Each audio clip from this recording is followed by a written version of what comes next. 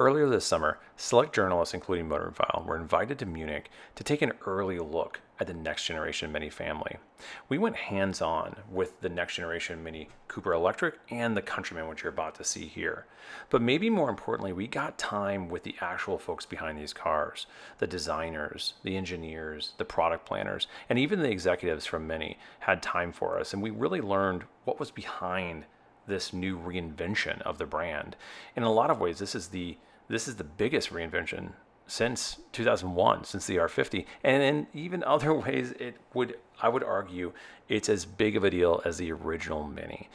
So sit back, enjoy this video about the Countryman, and if you like it, give us a like and definitely subscribe. We're gonna have a lot more videos around the new Mini family and everything Mini, as always. So the Countryman will be a massive seller. It's going to be a huge hit in the US for sure. It's gotten larger in every dimension. We don't have weight figures yet. We can assume it's going to be a little bit heavier as well. But what they have done is they've created a car that feels a little bit more appropriate for what a lot of consumers are looking for, down even to the design. So when we look at the design, you see little elements like these little sort of ridges in the fenders here, which, by the way, are still present on the Countryman rather than the Cooper. You see these sort of really interesting shapes and structure to the car. And especially when you look at the front, you've got this angular headlight and you've got these sort of like really, again, sort of purposeful looking elements here that make it feel rugged, utilitarian, sort of go anywhere, do anything. The other thing that's really interesting is sort of this subtle shaping that you see in the door and on the side of the car.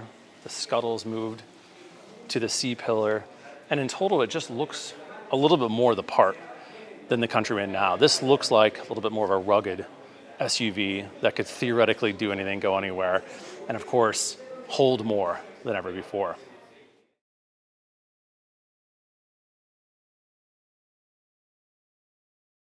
So we just talked about the Cooper and really that sort of controversial rear.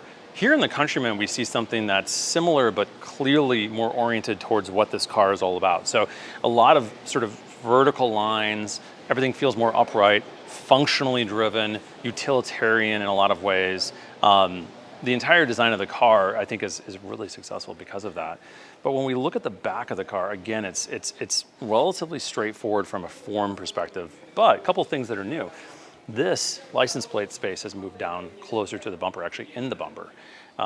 You've got this sort of big sort of structure, if you will, that feels, you know, kind of sort of utilitarian driven and tough.